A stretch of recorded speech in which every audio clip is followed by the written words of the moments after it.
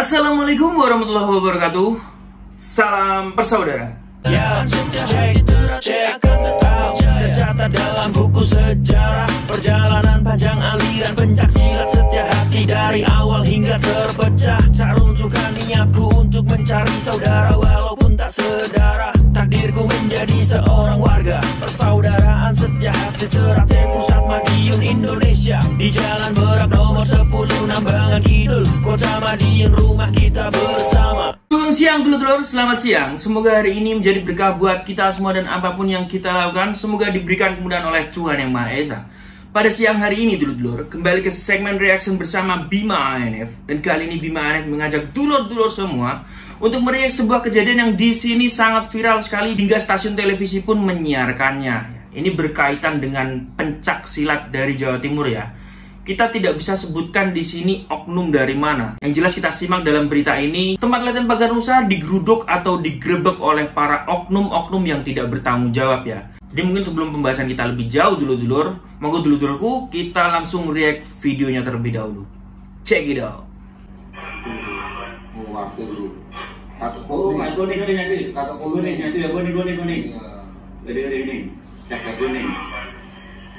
Rombongan pemuda yang diduga dari salah satu perguruan silat melakukan konvoi di sekitar Jalan Menur, Pumpungan, Surabaya. Saat melintas di depan Masjid Hakul Yakin, gerombolan yang berjumlah lebih dari 30 pemuda tersebut berhenti. Di depan masjid, kelompok pemuda tersebut langsung menyerang dan menggedor-gedor pagar masjid. Bahkan akibatnya pagar masjid rusak karena ditendang massa.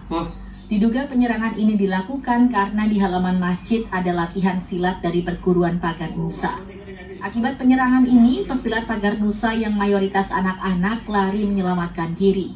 Menurut pengurus Masjid Hakul Yakin Iksan, penyerangan ini terjadi pada Minggu malam. Diduga penyerangan ini dilakukan karena persaingan antar perguruan silat. Rombongan penyerang ini kabur setelah warga sekitar masjid berdatangan ke lokasi kejadian. Nah, itu adalah videonya dulur-dulur. Jadi kita ceritakan sedikit kronologi singkatnya ya, agar dulur-dulur lebih jelas.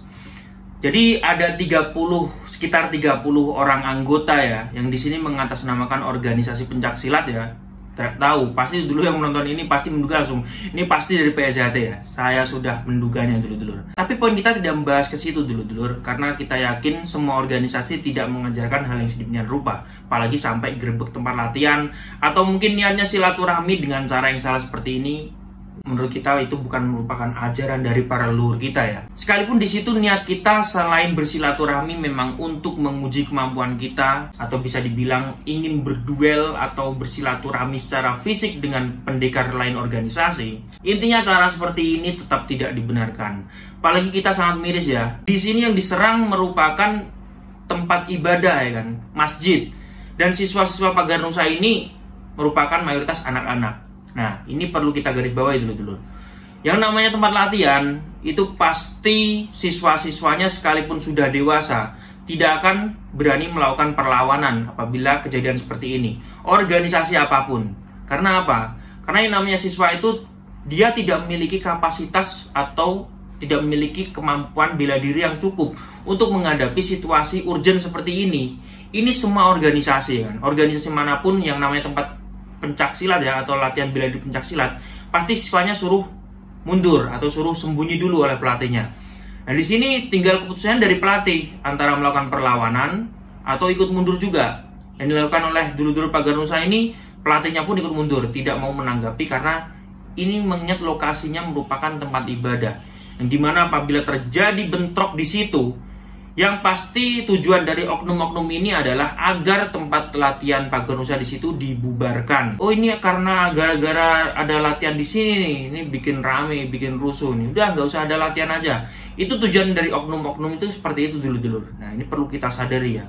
Dan yang selanjutnya mengenai tempat ibadah. Ini kalau misalnya sudah merusak tempat ibadah seperti ini musuhnya sudah bukan organisasi lagi atau bukan pagar nusa lagi. Ini musuhnya sudah seluruh umat Islam ya, seluruh masyarakat sekitar bahkan. Karena masyarakat sekitar pasti terganggu dengan adanya situasi seperti ini atau kondisi seperti ini. Jadi kalau Bima NF menanggapi berita ini ya yang cukup menggemparkan dunia pencaksilat terutama dari Jawa Timur ini, alangkah baiknya para dulur-dulur yang tergabung dalam warga atau anggota organisasi yang mengadakan giat latihan ya kan dimanapun itu bersinergi dengan pihak keamanan setempat atau warga setempat.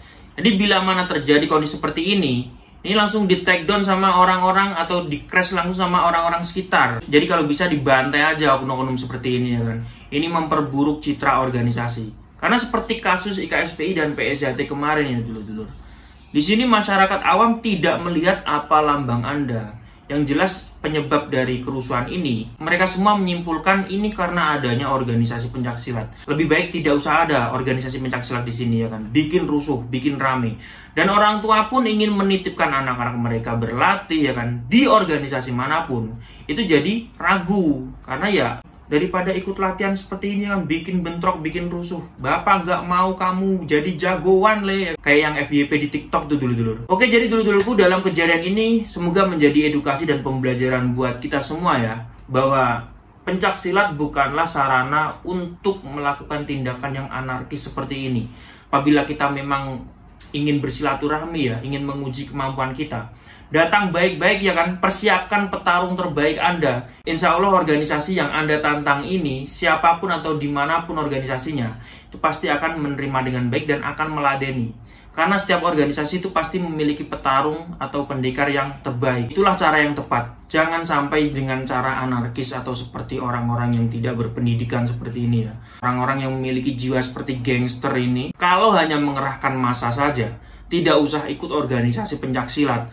Apapun ormasnya, apapun komunitasnya ya kan, apapun kelompoknya, namanya kita dengan massa yang banyak atau anggota yang banyak, itu pasti kita merasa menang ya kan, merasa menguasai segalanya. Sedangkan kalau di sini sebutkan gerombolan yang mengatasnamakan perguruan pencaksilat, yang pasti di sini anggota-anggotanya adalah merupakan pesilat. Pesilat tidak seperti ini dulu-dulu. Ciri khas seorang pesilat adalah membela orang yang lemah dan melawan orang yang salah. Sekali lagi dulu-dulu, semoga mengedukasi kita semua ya.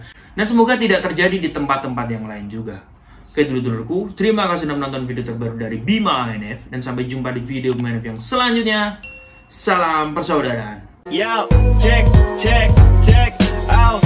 Pencaksilat, budaya warisan leluhur, berkembang begitu pesat di negeri kaya dan subur. Jasad para jawara dari barat hingga timur kan selalu terkenang walau jasad mereka telah terkubur. Kali ini ku hanya ingin kenalkan pada kalian 4 tokoh pencaksilat negeri ini. Para pendiri sebuah organisasi yang para pendekarnya telah tersebar hingga pelosok negeri. Takkan pernah mati walau telah disusupi oknum pemecah belah keutuhan NKRI. Karena sumpah mereka yang tulus dari hati nurani di bawah kitab suci.